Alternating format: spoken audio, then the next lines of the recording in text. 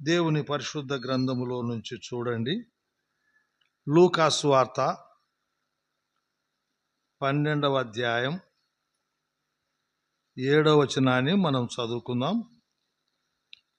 లూకా సువార్త గమనించండి. మీ తల వెంట్రుకలు అన్నీ చూడండి. నా వెంట్రుకలు నేను ఎంచుకోలేను. ఇప్పుడు మిషన్ కూడా లేదు. రూపాయి నోట్లనైతే లెక్క చేస్తుంది మిషను. ఈ వెంట్రుకలను లెక్క చేసే మిషన్ వచ్చిందే అండి? రాలే. చూడండి, ప్రభు ఏమంటున్నాడు?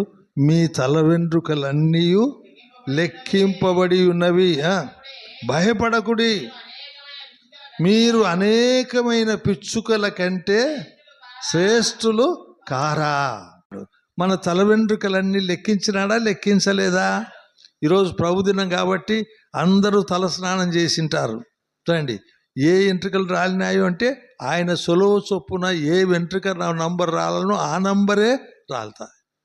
చూడండి, ఎంత ధన్యులో మనం. మన తల వెంట్రుకలన్నీ లెక్కించినాడా, లెక్కించలేదా? ఏమన్నాడు? లెక్కింపబడి ఉన్నవి గనక మీరు భయపడాలి. ఏమన్నా జరగని మీరు భయపడాల్సిన అవసరం లేదు. మీరు ఏమన్నాడు కింద?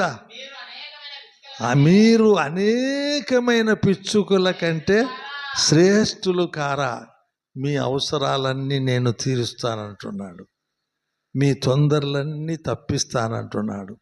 మీకు ఎంత సహాయం కావాలనో అంత సహాయం నేను అందిస్తానంటున్నాడు. చూడండి, మరి విశ్వాసులు భయపడొచ్చునా అండి? చూడండి, విశ్వాసులు భయపడొచ్చునా? జబ్బులకు భయపడాకండి. ఆపదలకు భయపడొచ్చునా అండి? భయపడకూడదు.